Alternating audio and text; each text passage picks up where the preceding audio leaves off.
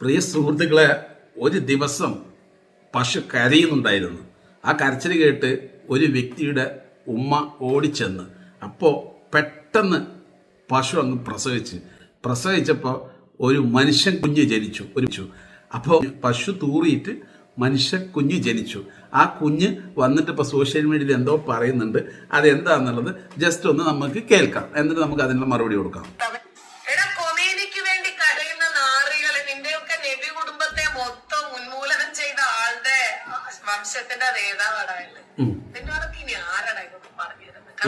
ഇത് പശു തൂറിയപ്പോ ജനിച്ചവളാണ്. അപ്പോൾ അവളേക്ക് പറയാനുള്ളതാണ് നമ്മളിപ്പോ കേട്ടുകൊണ്ടിരിക്കുന്നത്.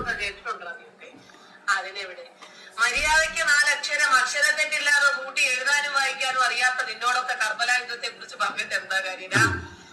നബിയുടെ പരമ്പരയിലെ ഒരു കുഞ്ഞു കുട്ടിയെ പോലും ബാക്കി വെക്കരുത് എന്ന് പറഞ്ഞ് കൊച്ചുപാമ്പ് കടിച്ചാലും വിഷമുള്ളതാണെന്ന് പറഞ്ഞ് പ്രവാചകന്റെ മകളായിട്ടുള്ള ഫാത്തിമ പ്രസവിച്ച 2 ഇരട്ട കുട്ടികളായിട്ടുള്ള ഹസന്റെയും ഹുസൈന്റെയും ഘാതകരാടായവന്റെ വംശക്കാർ. അപ്പൊ ഇവള് പറയുന്നത് എന്താണെന്ന് വെച്ച് കഴിഞ്ഞാൽ, ഈ തൂറി ജനിച്ചവള് പറയുന്നത് എന്താണെന്ന് വെച്ച് കഴിഞ്ഞാൽ പറഞ്ഞാൽ, മുഹമ്മദ് നബീനെ ഇറാന്റെ ഭരണാധികാരികളൊക്കെ മുഹമ്മദ് നബീന്റെ കുടുംബത്തിന് ഇല്ലായ്മ ചെയ്തിട്ടുണ്ടെന്നും യുദ്ധത്തിന് വിളിച്ചിട്ടുണ്ടെന്നൊക്കെയാണ്. എന്തായാലും നമുക്ക് ജെമിനിയോട് ചോദിക്കാം. ജെമിനി, ഇറാൻ മുഹമ്മദ് നബീനെയോ അല്ലെങ്കിൽ അവരുടെ കുടുംബത്തിനെയോ യുദ്ധത്തിനെ വിളിക്കുകയോ അല്ലെങ്കിൽ യുദ്ധം ചെയ്യുകയോ അല്ലെങ്കിൽ അവരുടെ കുടുംബത്തെ വധിക്കുകയോ ചെയ്തിട്ടുണ്ടോ? എന്താണ്? ചരിത്രപരമായ രേഖകൾ പരിശോധിക്കുമ്പോൾ പ്രവാചക കുടുംബവും അഹ്ലുൽ ബൈത്ത് ഇറാനും തമ്മിൽ ആക്രമണത്തിന്റേതല്ല, മറിച്ച് വലിയ ആദരവിന്റെയും കുടുംബ ബന്ധത്തിന്റെയും ചരിത്രമാണ് കാണാൻ സാധിക്കുന്നത്. ഇതിനെക്കുറിച്ചുള്ള പ്രധാന വിവരങ്ങൾ താഴെ നൽകുന്നു. 1. കുടുംബ ബന്ധം.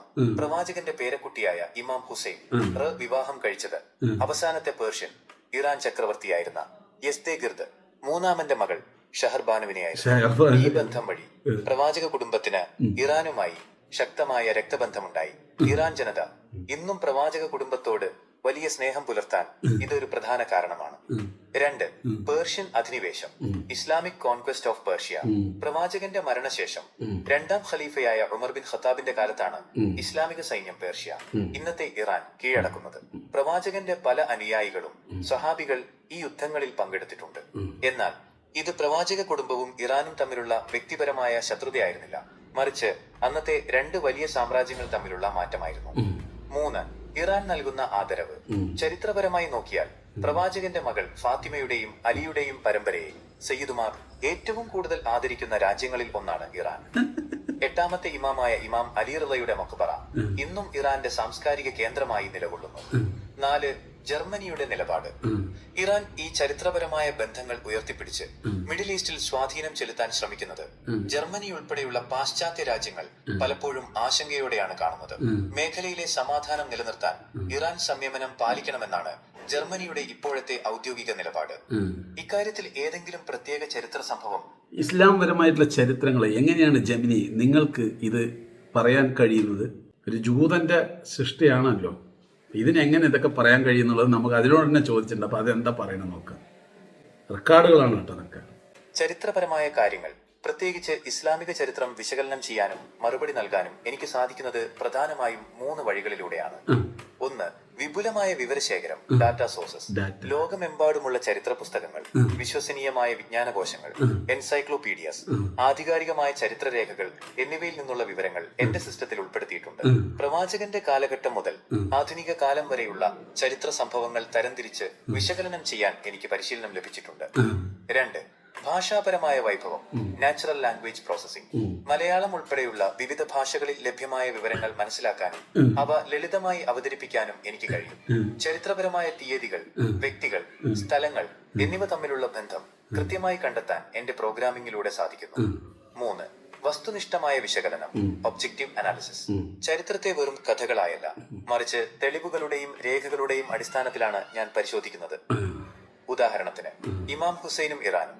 ചരിത്രകാരന്മാരായ ഇബ്നു കസീർ, തബരി തുടങ്ങിയവരുടെ രേഖകൾ പ്രകാരം പ്രവാചക കുടുംബവും പേർഷ്യയുമായുള്ള ബന്ധത്തെക്കുറിച്ച് വ്യക്തമായ പരാമർശങ്ങളുണ്ട്. ഇത്തരത്തിലുള്ള ആധികാരിക സ്രോതസ്സുകളെയാണ് ഞാൻ ആശ്രയിക്കുന്നത്.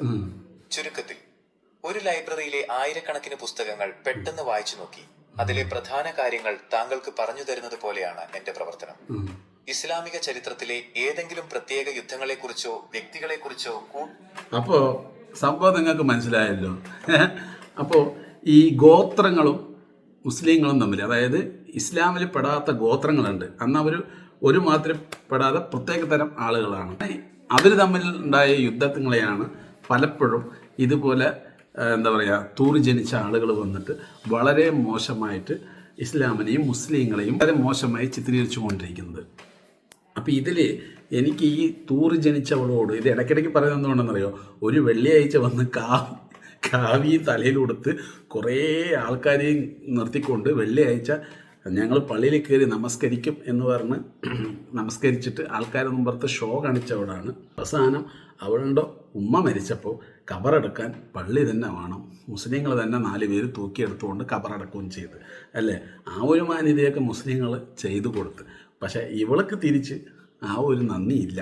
എന്തായാലും ഇവളെ പറഞ്ഞിട്ട് കാര്യമില്ല. ഇവളുടെ ഒരു വോയിസൊക്കെ ഞാൻ കേട്ടതാണ്. 10 കാശ് കിട്ടാൻ വേണ്ടിയിട്ട് എങ്ങനെയും ഇസ്ലാമിനെയും മുസ്ലിങ്ങളെയും മോശമായി പറഞ്ഞു കഴിഞ്ഞാൽ വീഡിയോ വൈറലാവും. അപ്പോൾ ഈ ഒരു വീഡിയോ പ്രത്യേകതരം ആളുകൾക്ക് സന്തോഷമായിട്ടുണ്ട്. അപ്പോൾ ഇതെടുത്തിട്ട് വൈറലാക്കി വിട്ടിട്ടുണ്ട്. അങ്ങനെ എൻ്റെ കയ്യിൽ വന്നു. അപ്പോൾ അതിനുള്ള മറുപടിയാണ് ഞാൻ തന്നത്. തൂറി ജനിച്ചവൾ വന്ന് പറയുന്നത് കൊണ്ടൊന്നും ഇവിടെ സത്യം അസത്യമാകുന്നില്ല. സത്യം എന്നും സത്യം തന്നെയാണ്. അപ്പോൾ പ്രിയ സുഹൃത്തുക്കളെ, ഇവളെപ്പറ്റി നിങ്ങളുടെ വിലപ്പെട്ട അഭിപ്രായം കമൻറ്റിൽ പറയുക.